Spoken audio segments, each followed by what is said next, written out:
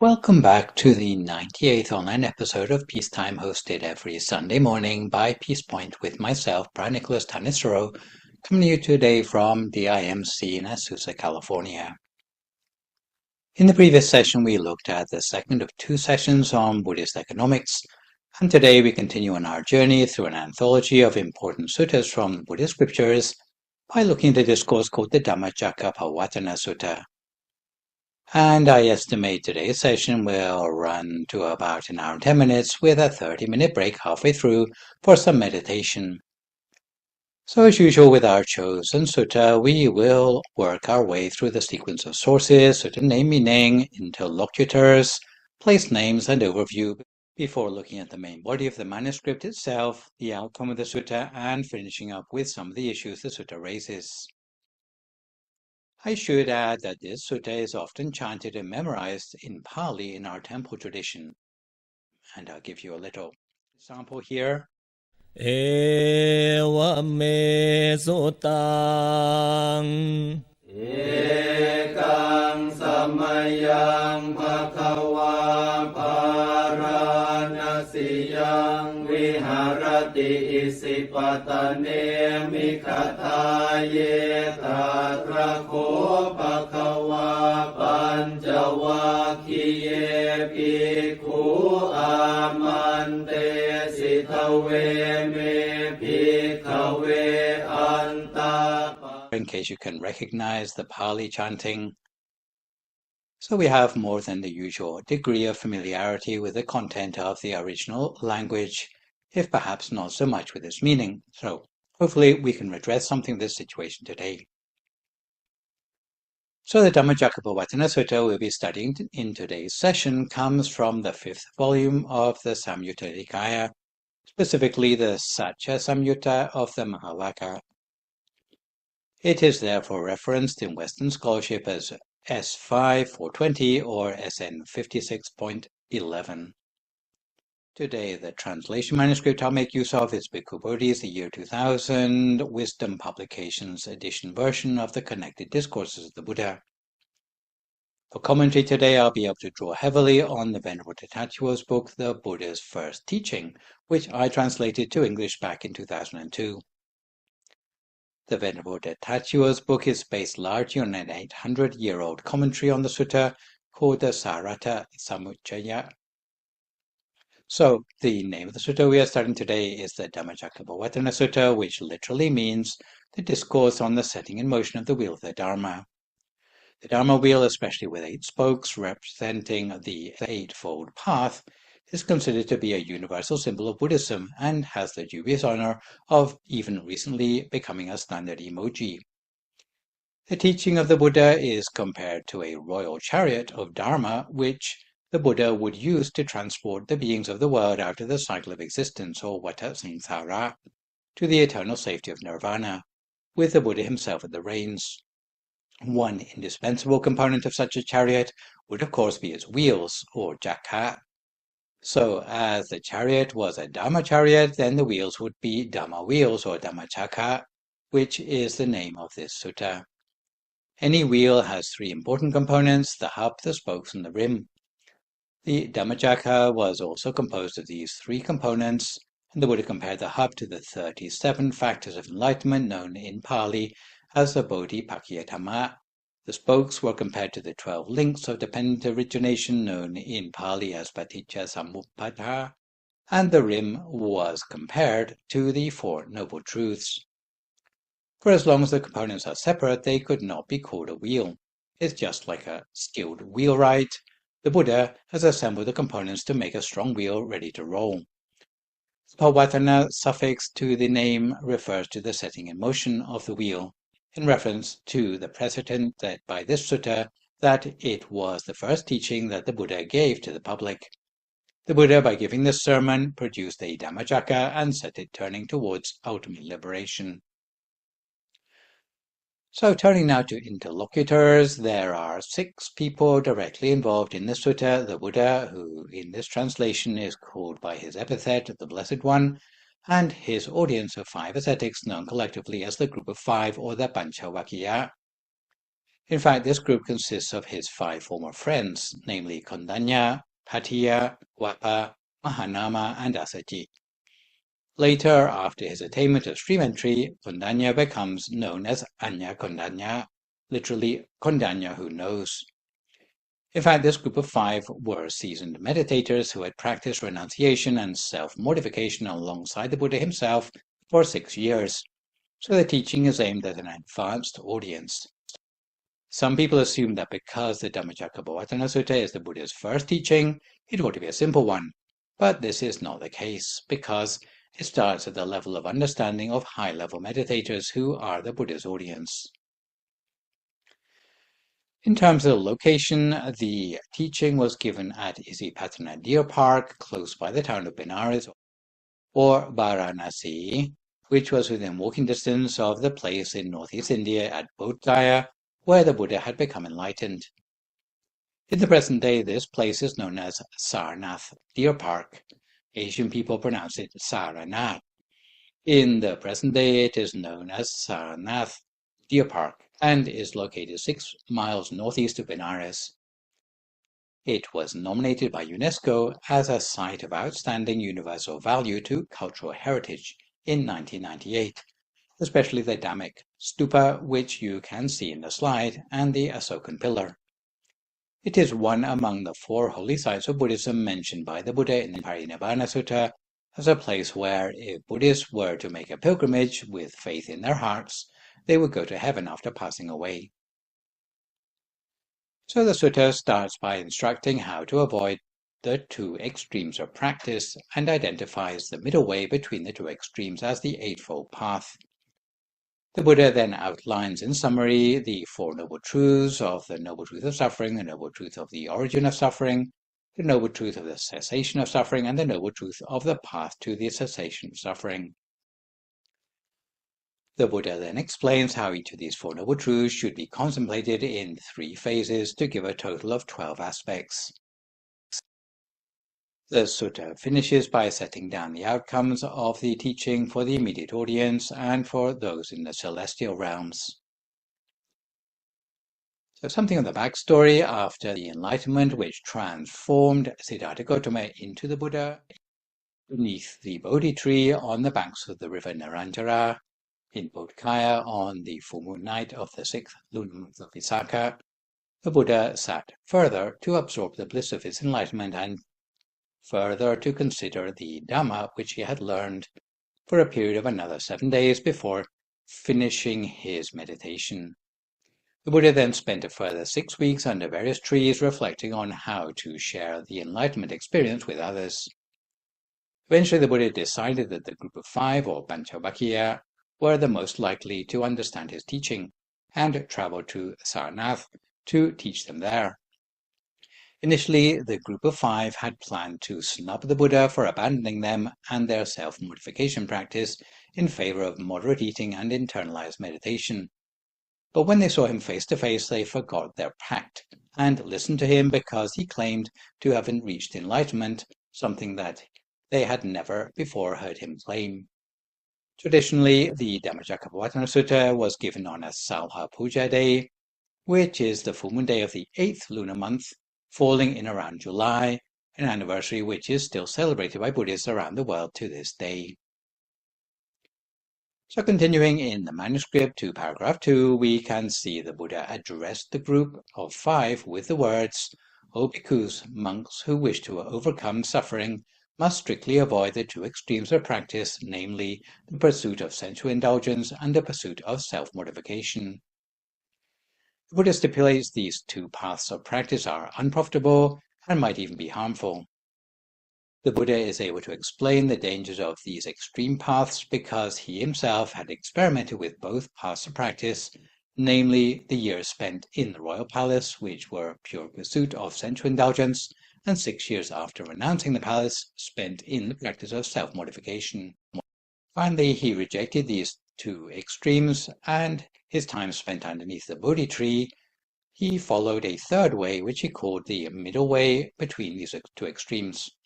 Finding a way between the extremes is often compared to tuning the strings of a musical instrument, which must be neither too tight nor neither too loose in order to produce a melodic sound. So, to go into a little more detail, the path of sensual pleasure, or as it's known in Pali, Kama Sukhalikkhanu Yoga, is to seek for pleasures through the channels of the 5 outer senses: eyes, ears, nose, mouth, and physical contact. I guess what you would refer to as gluttony in other religions. Such pleasures reduce the seeker to worldly mundaneness. The more a person lets their mind be influenced by the sense pleasures, the more defilements they will accrue in their mind. Therefore, the Buddha taught that the path of sense pleasure is sordid, impure, without benefit, ignoble, and inappropriate for monks, because it offers no path to release from defilements. Reliance on such sense pleasures becomes so ingrained that a person gives no more thought to renunciation or going forth into the monkhood. Since I've already given a lot of metaphors for the dangers of sensuality in blessing number 32, today I will only mention them in passing.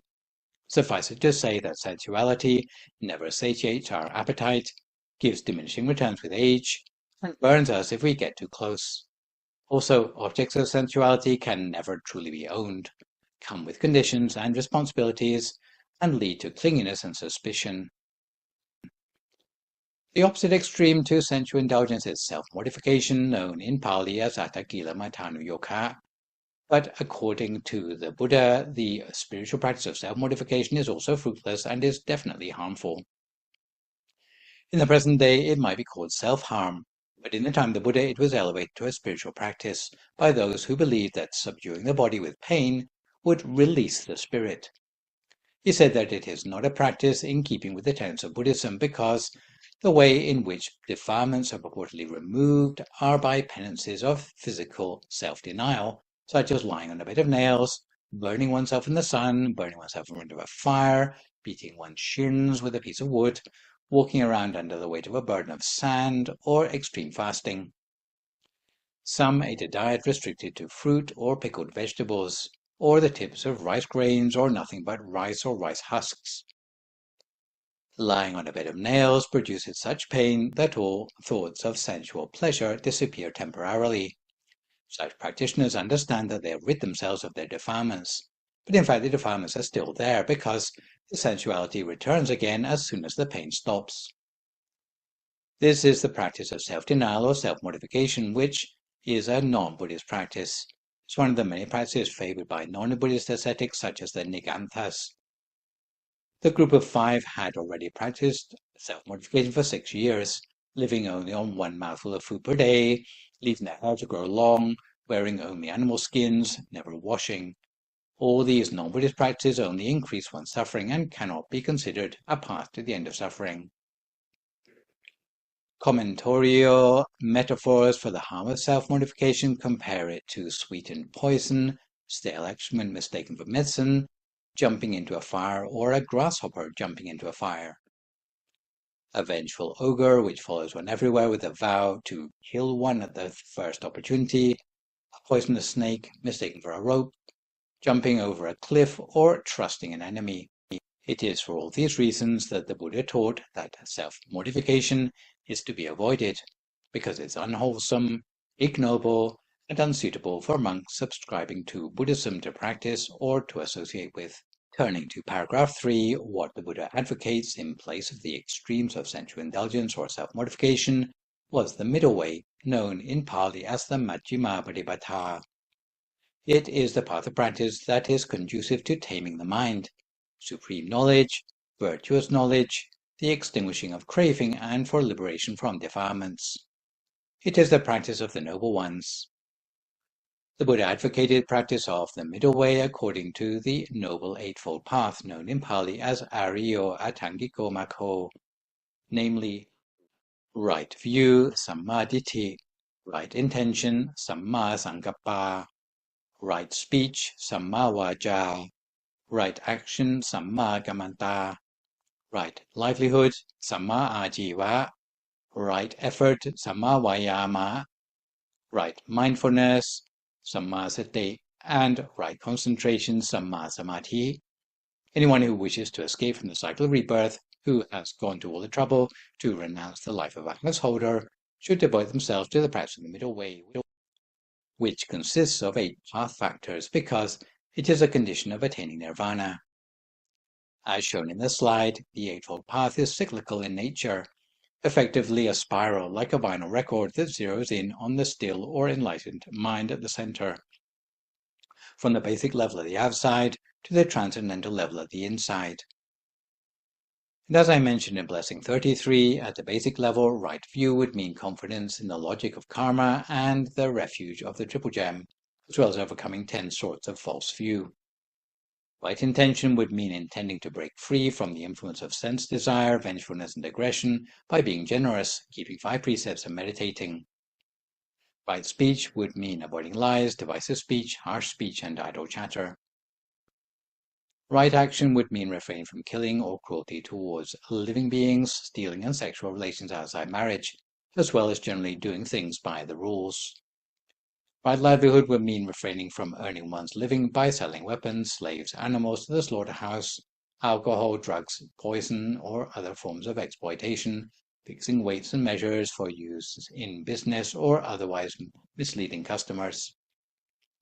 Right effort would mean not succumbing to unwholesome habits which you never did before, overcoming any unwholesome habits which you already possess, developing good habits you never had before, and maintaining the good habits you already have. Right mindfulness would mean keeping our mind on wholesome thoughts without distraction, especially by practicing meditation until attaining one-pointedness of mind. Right concentration would mean entering upon the mental absorptions. At the higher levels, a right view would mean a fiercely accurate understanding of life in the world, untainted by defilements, based on thorough understanding of the Four Noble Truths, namely insight into the clinging of the 5 aggregates. Right intention would mean release from the 3 types of wrong preoccupation, or akusala vitaka, and bias or agate. Right speech would mean unless what one says is skillful speech, one would prefer to maintain noble silence. Right action would mean practice for the removal of every last trace of ignorance and craving. Right livelihood would mean earning one's living in a compassionate way. Right effort would mean dedicating ourselves actively to the attainment of nirvana. Right mindfulness would mean cultivating the 4 foundations of mindfulness. Right concentration would mean seeing and knowing the 4 Noble Truths and the 3 universal characteristics of the 5 aggregates until casting off the defilements, attaining cessation of suffering, and entering upon nirvana. Commentarial metaphors for the benefits of the middle way include the righteous emperor, because the Noble Eightfold Path is a supreme and noble practice, a wide ocean into which all the rivers must flow, a palace spire, a jewel on top of all the other virtuous teachings of the Buddha, a wish-fulfilling jewel of 8 facets, and a chariot of the Dharma which transports the practitioner to nirvana. So, moving on to paragraph 4, we come to the Buddha's explanation of the 4 Noble Truths, which are the context for practice of the middle way, showing how it is the medicine that cures the disease of suffering. So the Buddha continues with the noble truth of the origin of suffering before continuing with the noble truth of cessation of suffering and the noble eightfold path. The noble truth of suffering, or in Pali, dukkha ariya satya, is justified by his explanation that the physical body is the crossroads for suffering and a storehouse of unwholesomeness.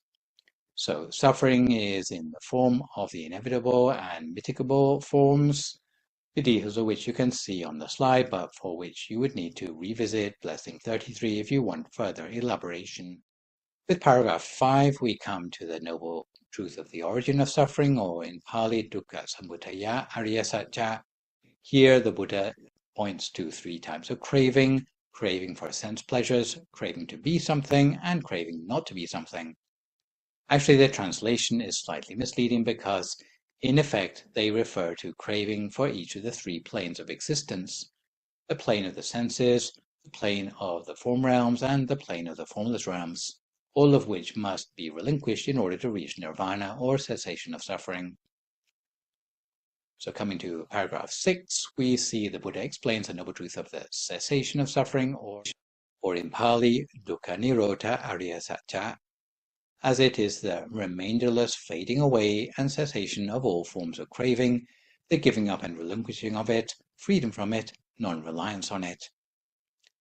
Moving on to paragraph 7, the Buddha explains the noble truth of the path to the cessation of suffering, or in Pali, Dukkha Nirodha Gamini Arya Satya, which is of course the middle way or the Noble Eightfold Path, which is a repeat of the 8 path factors that we have already mentioned.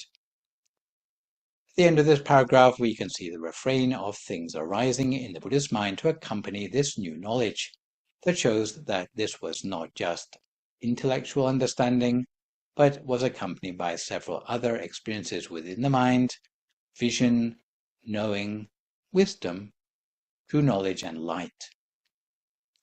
So before we continue with the remainder of the sutta, perhaps it's a good juncture to avail ourselves of some vision, knowing, wisdom, true knowledge, and inner light for ourselves by taking a break halfway and settling ourselves for 30 minutes of meditation, which today is a live track recorded back in March 2022, entitled Pathway to the Utmost Purity of Mind. If at this time you would like to find a comfortable sitting position for yourself as you listen to my guidance.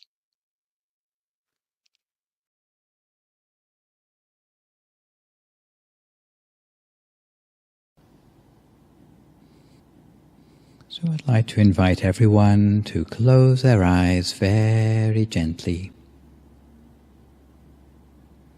Relax all the muscles of your body and make sure your breathing and your circulation are relaxed and unimpeded. If any part of your body is not completely relaxed, then adjust your body to minimize any possible aches or pains. Try to find a position for yourself by which you feel alert and yet relaxed.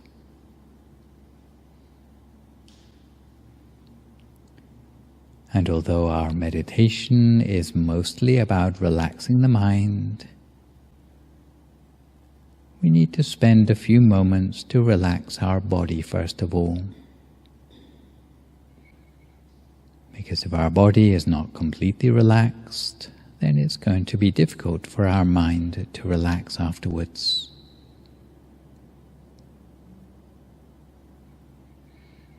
So we start by relaxing the muscles of our forehead, our eyebrows and our eyelids, making sure our eyes are only very gently closed. We never squeeze our eyes closed, but close our eyes gently, in much the same way we would go to sleep.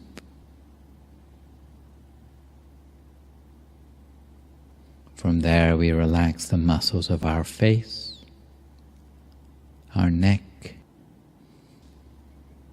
We can relax both shoulders, both arms,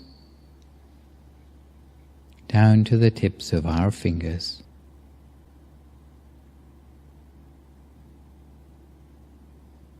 Continuing on down, we relax the muscles of our chest, trunk, and our abdomen, both of our legs,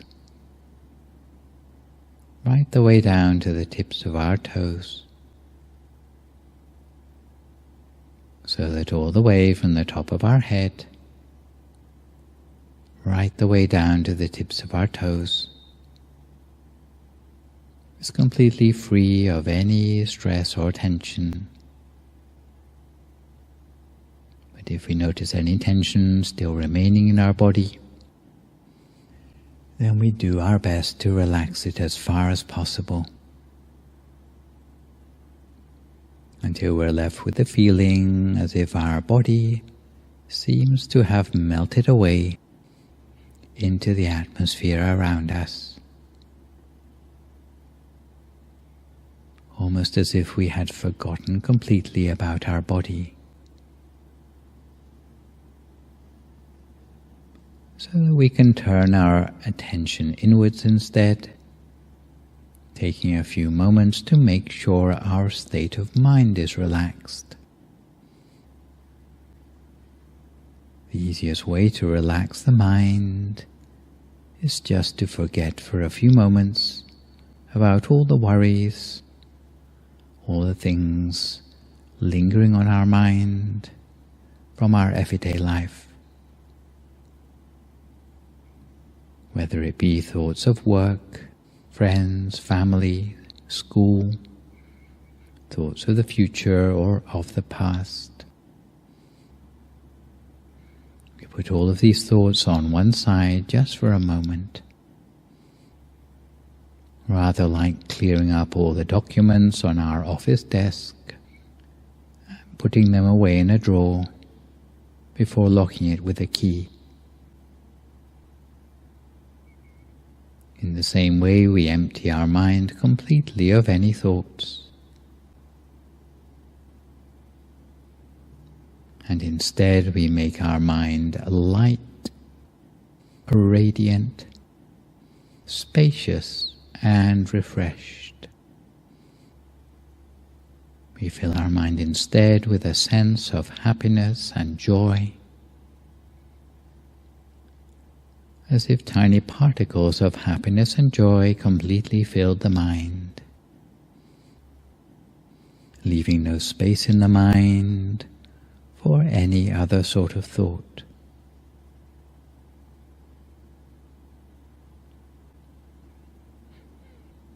When we feel relaxed and refreshed, both in body and in mind, very gently, using no effort at all, we imagine that inside our body is just an empty space, with no organs or tissues, no muscles or bones. Just a hollow space inside ourselves. Or if you like, you can imagine that your whole body has been transformed to be like a bubble, with the thinnest of transparent skin and hollow on the inside. Again, with no organs or tissues, no muscles or bones. Now very gently and very slowly, at a point in the middle of our body, we remember back to that picture of the bright, shining sun, which we saw a few moments ago. Maybe yellow or white in color, red or gold, doesn't really matter. And if you can't think of the sun, then think of any other round, bright object which you find easiest to imagine. The important thing is to imagine that object as continuously as you can, for as long as you can, with a very gentle attention. Sometimes we overlook the importance of the word gentle,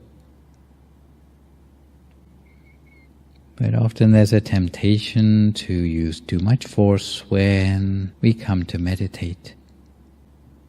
So we need to be constantly reminded of how gentle we need to be. Some people do the mental equivalent of staring within themselves, which requires using force in their meditation, thinking it's going to help them get better results. But in fact, it only prevents the meditation from progressing. Instead, we need to be as gentle as possible, very light in the way we place our attention at the center of the body.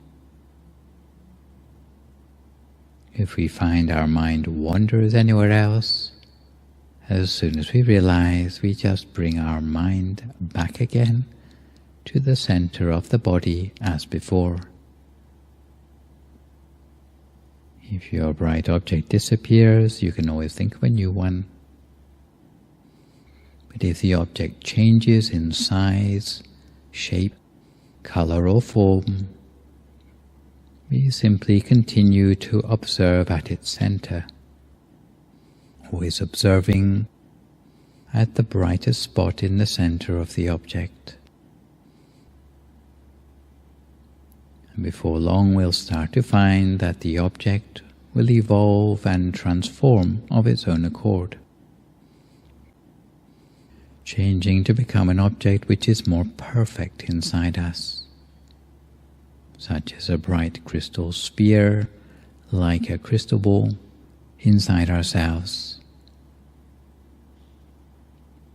In the beginning, for those who are not used to meditation, the mind will be of a nature to wander rather a lot.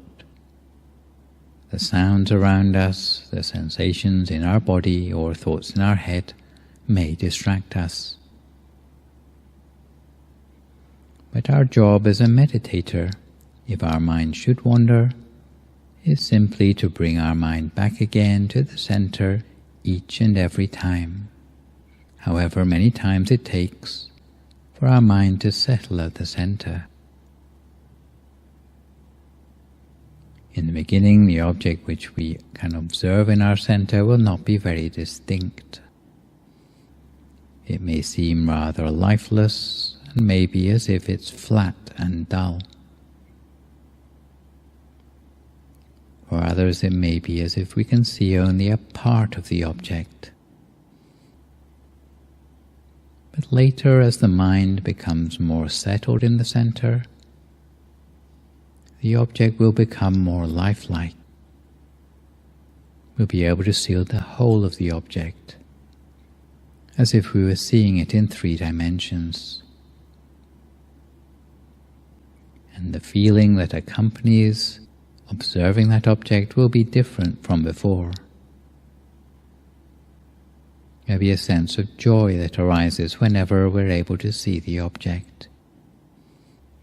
A feeling of joy that will help us to keep the mind on the object the whole of the time. Because if our mind wanders away, then the sense of joy will disappear. We keep our mind always at the center of whatever we see, and what we find is that the object will become gradually clearer, softer, and it may become an object that's not the same as the one which we started out with, because it will be an object which arises spontaneously. Whatever form it takes, we continue to observe at its center, and the object will continue in its journey of transformation to an object which is of a form that we can expand or contract at will. And eventually it will become an object which is so clear and so bright that we know it's something different to what we have experienced before. Often bright, sparkling like a diamond, brighter even than the midday sun, giving a sense of expansion in the mind, whereby we can see that this point at the center is no longer merely just a point anymore, but is the beginning of a pathway like a bright tunnel, which seems to lead ever downwards inside us. And this may or may not have a stream of crystal spheres inside it. But whatever our inner experience, our job is merely to rest our mind in stillness at the center. As soon as our mind is sufficiently subtle, the mind will go deeper inside, deeper to draw upon all the knowledge, or the intuition that is hidden beneath the surface of the mind, along an axis which will eventually lead us all the way to the utmost purity and clarity of the mind as we go. So now, for a few more moments in silence, we cultivate the mind in stillness at the center, with or without a bright object, or simply observing what is already there to be seen. Each to their own practice in silence now for a few more moments, until we come to the appropriate time.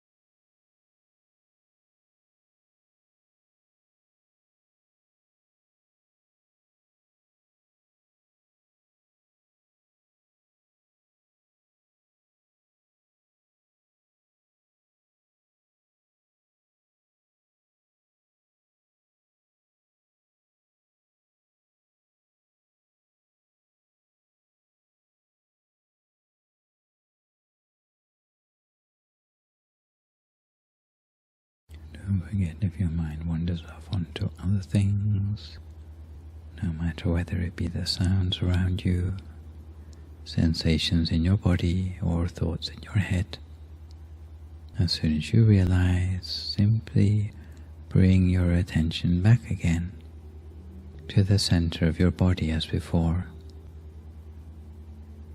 Always keep your mind at the center of whatever the inner experience is inside. If it wanders away, we can bring it back. If that inner experience disappears, we can conjure up a new one. But if it changes, we just follow it in its new form. And our practice becomes one of observation of the gradual changes in our inner experience. Continue to remain at the center of that, lightly, gently, continuously, each to our own practice for a few more moments in silence before we come to time for our loving kindness meditation for today.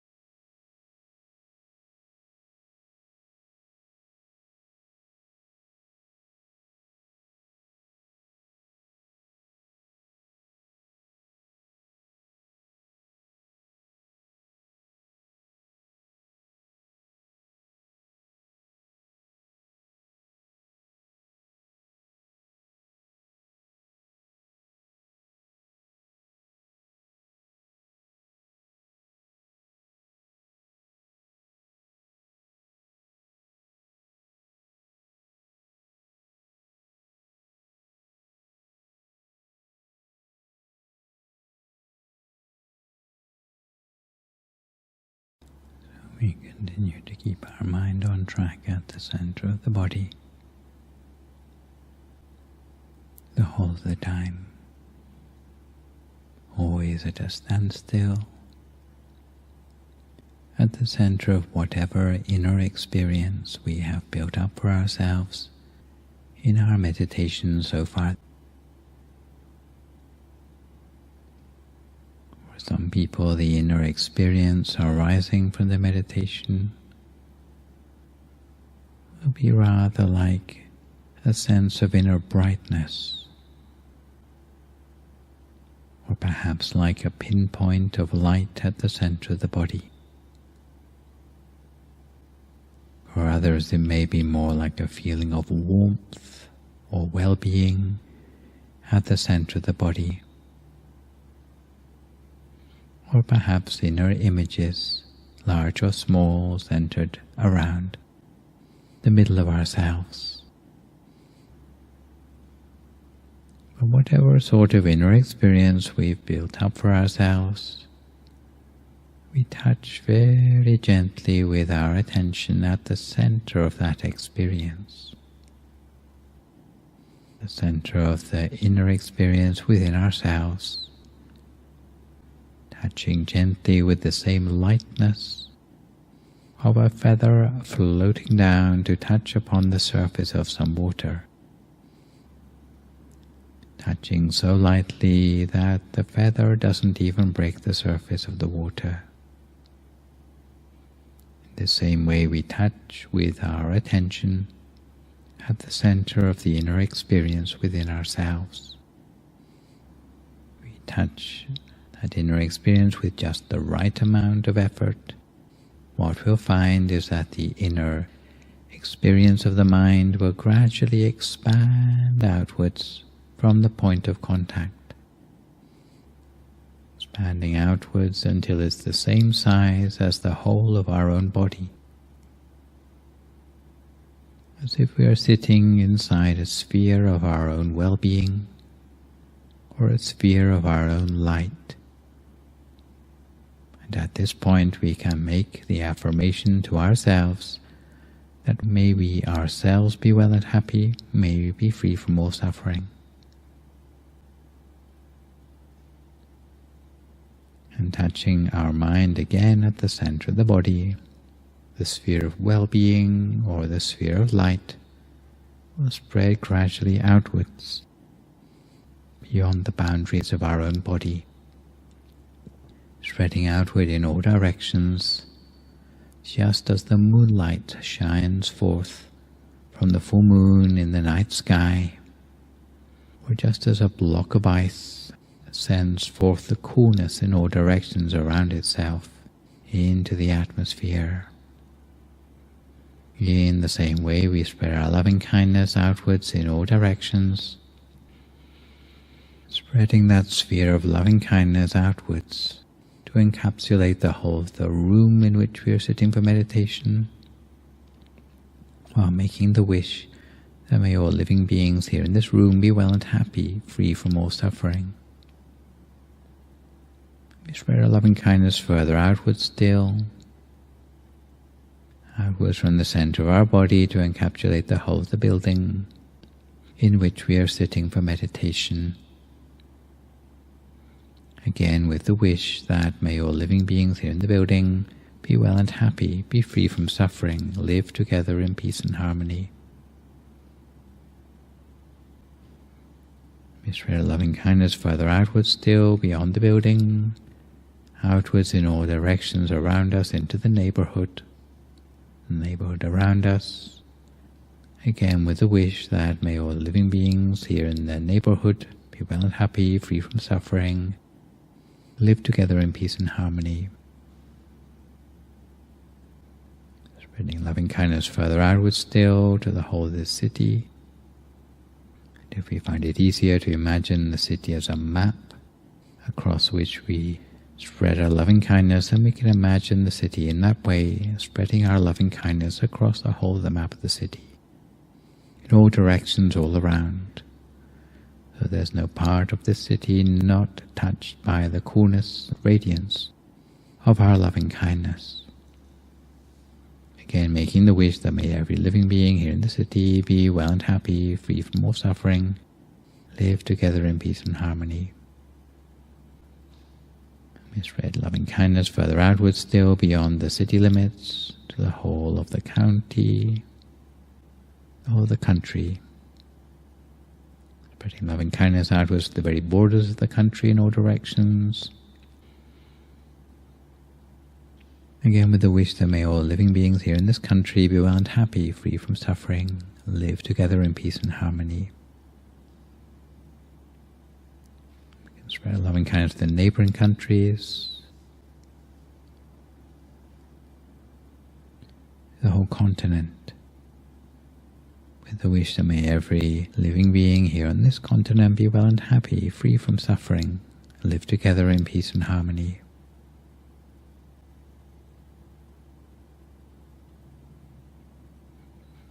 Spreading our loving kindness further still to every continent of the world, with that same coolness and radiance. The wish that may all living beings on every continent be well and happy, free from suffering, live together in peace and harmony. Until our loving kindness spreads across the entire face of this planet, with the wish that every being, whether on the land, in the air or in the sea, be touched by our loving kindness, live together in peace and harmony, that true peace might prevail in our world.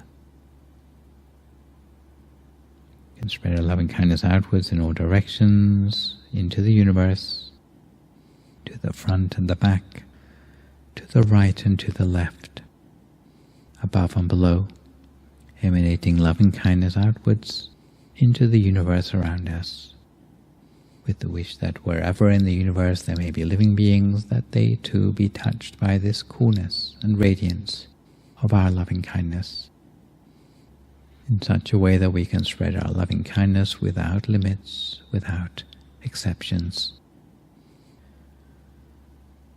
And having spread loving kindness in this way, we condense our awareness back down to the center of our body again, taking careful note of the brightness, the clarity, the feeling of peace and joy at the center of our body.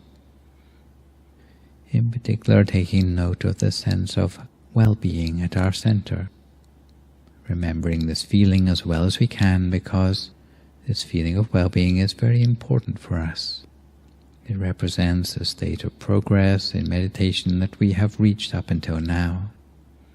So if we can remember this feeling as well as we can, the next time we sit down to meditate again, we can pick up from where we left off with this feeling and continue to make uninterrupted progress in our next session. But for now, we continue to meditate for the last few moments of this practice, taking a few moments to note the state of progress in our meditation, remembering the feeling as well as we can for a few more moments in silence.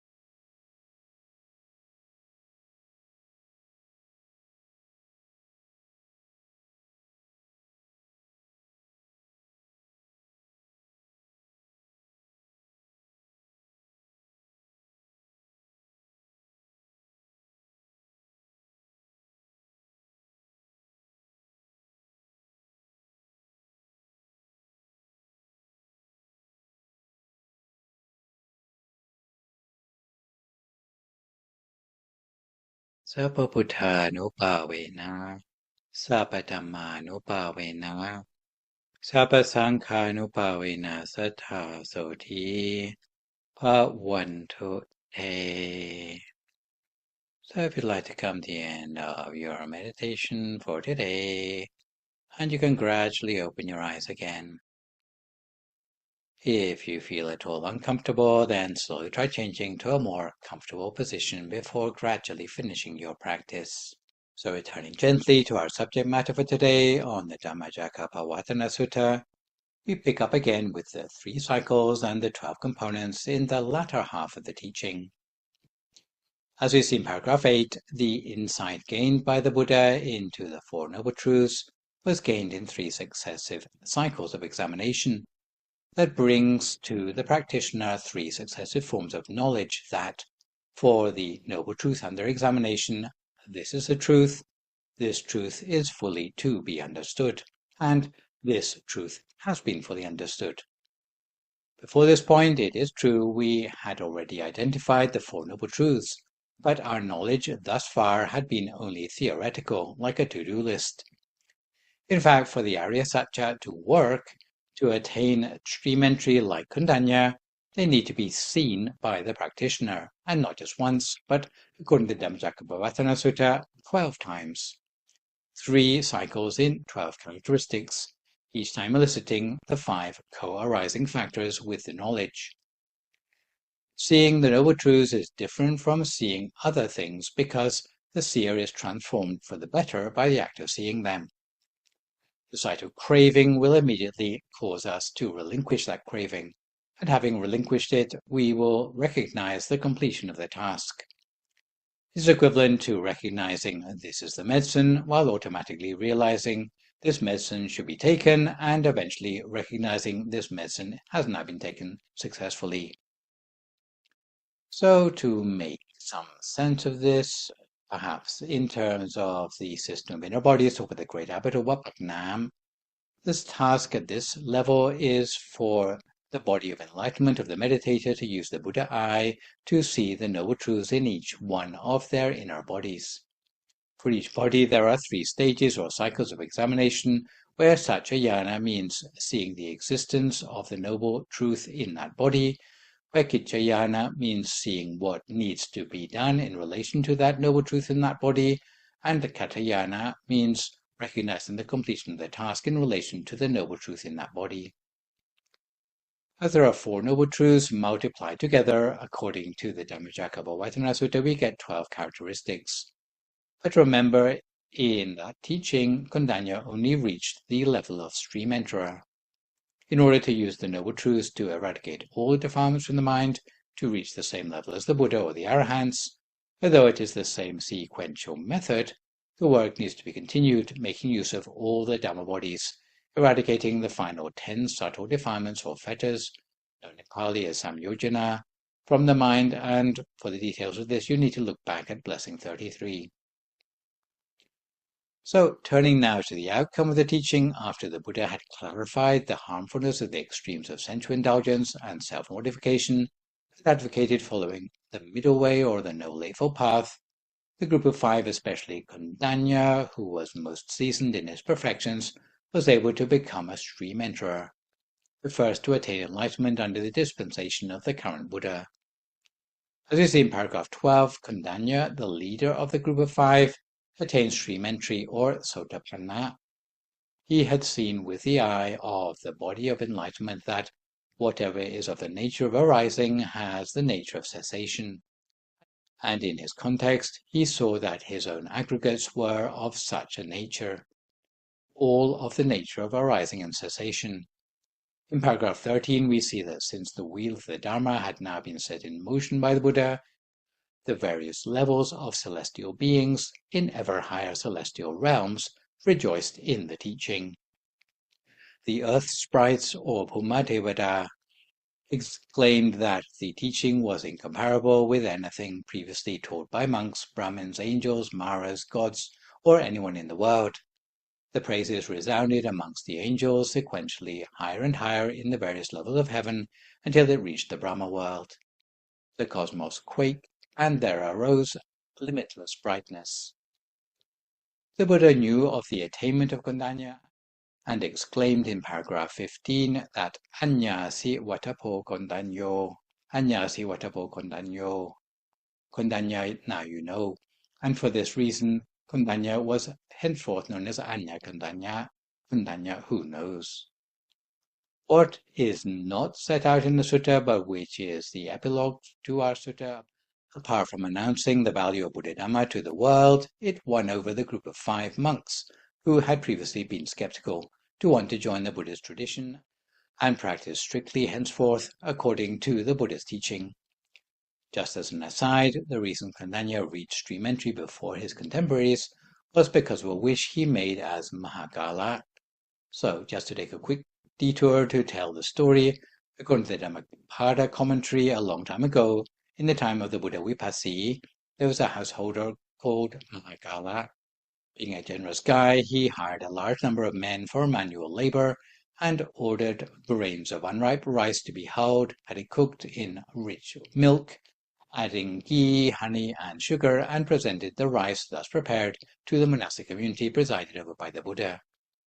At the conclusion of the meal, the man made the wish, "By virtue of this my gift of first fruits, may I be the first to win the foremost estate of all, namely arahantship."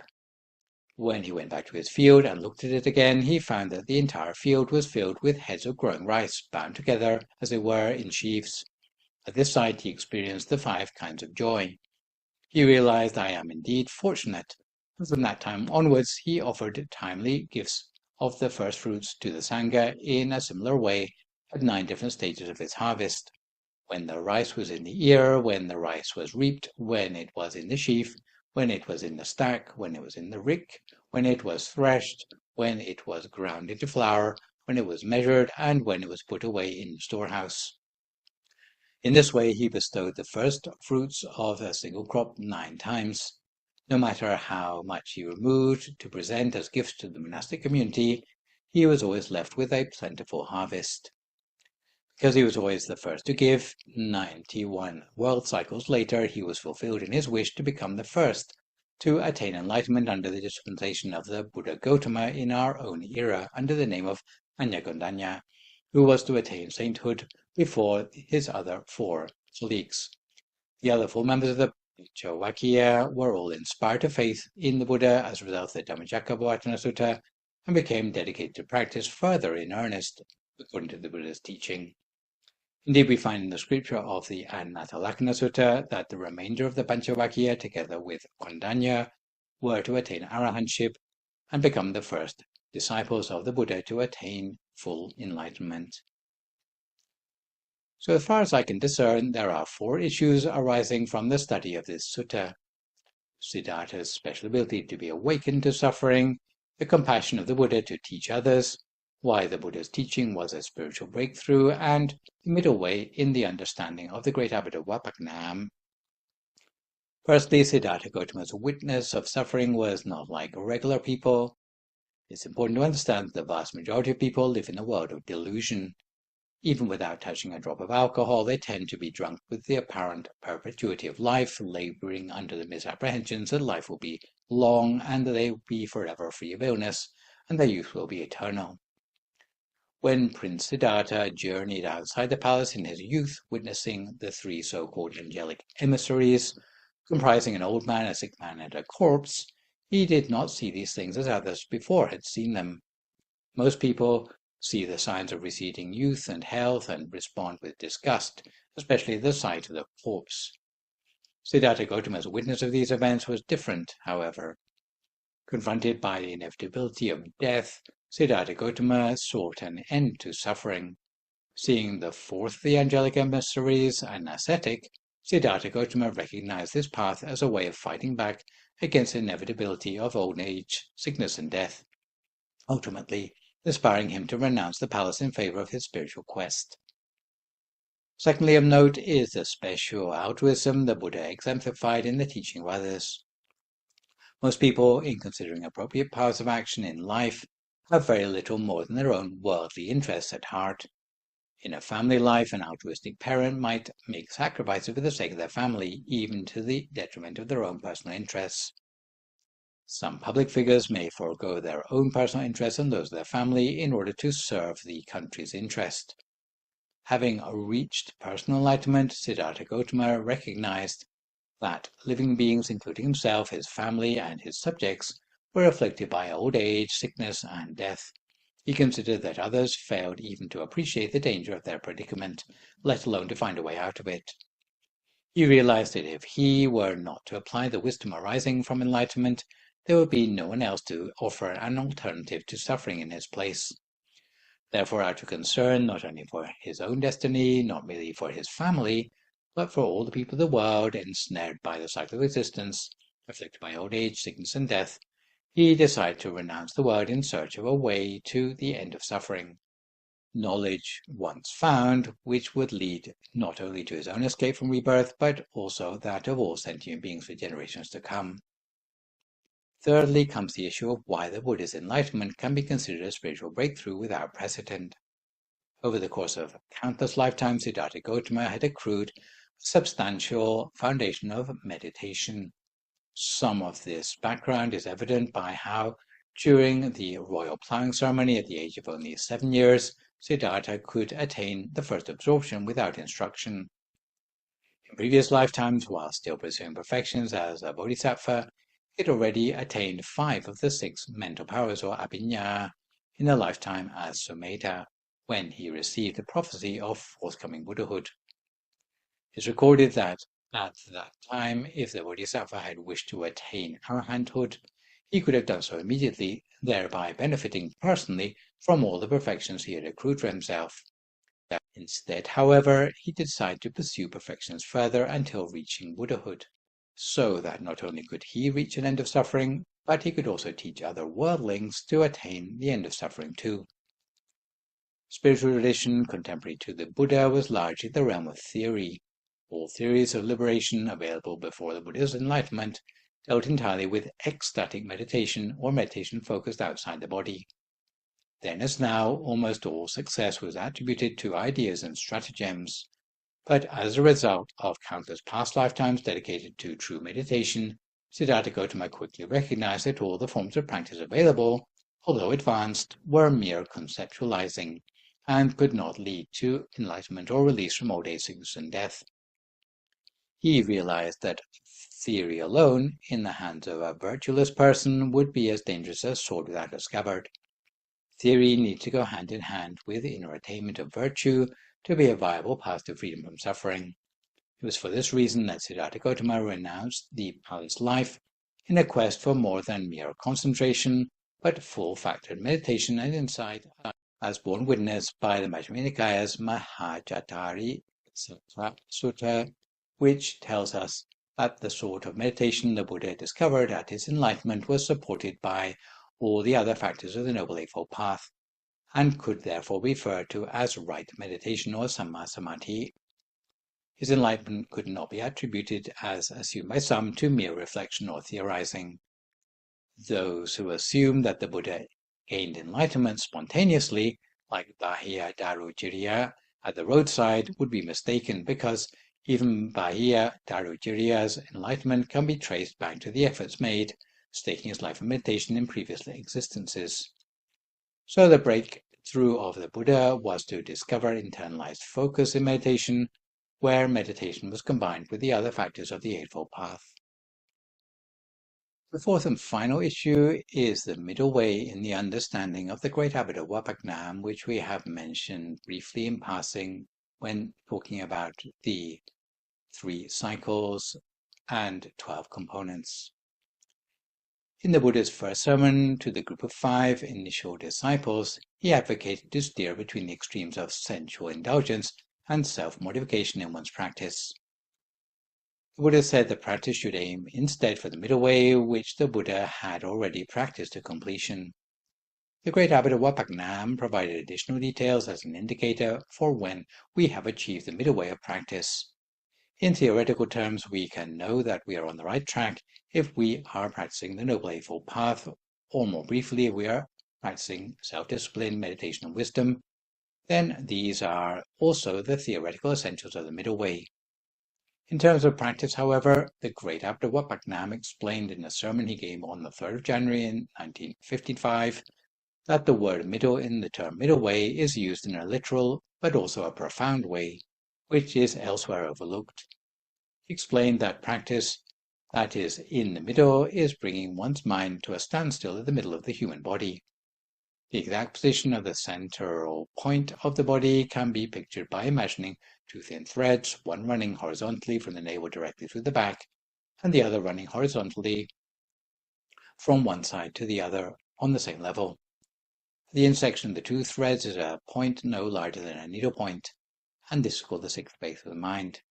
Two finger breadths vertically above this intersection is the seventh base of the mind, or the precise central point of the body. This seventh base of the mind is where the mind belongs. The great abbot of Wat Pak Nam explained that the ability to bring our mind to a standstill at this center of the body is what we call majjhima, or centering. When the mind comes to a standstill at the center of the body, it breaks free of the two extremes of sensual indulgence and self-mortification. Therefore, it is the trailhead of the pathway towards arahantship. Once we're able to practice this optimally, then this is what we can call the Eightfold Path. When all 8 components of the path are represented at the center of the body, a clear, bright sphere will arise at the center of the body, which is called the sphere of the initial path, or the Patamamakka sphere, or Dhammanupassana Satipatthana sphere. It will be mirror bright and appear the size of the sun or the moon, and situated at the center of the sphere of Dharma. So this is another reason we give great importance to the Dhammacakkapavattana Sutta in the Dhammakaya meditation tradition. So today we've been looking at the Dhammacakkapavattana Sutta. For my next live session online, which will, fingers crossed, be a week on Sunday morning, we'll look at the Mahaparinibbana Sutta, the Buddha's final teaching. So for good measure, I'd like to remind viewers to keep the questions coming in about meditation or topics you've learned in the lecture to the email address you can see spelled out on the slide, and I will do my best to answer these on my next session. In the meantime, try to avoid recklessness or complacency, maintain a positive mood, speak only positive words, forgive others, extend good wishes to others, and meditate daily. Hopefully, as a result of today's session, you will be better able to follow the middle way toward the extinction of suffering in your lives. So that's all for today. Thanks for viewing. So long, folks, and stay safe.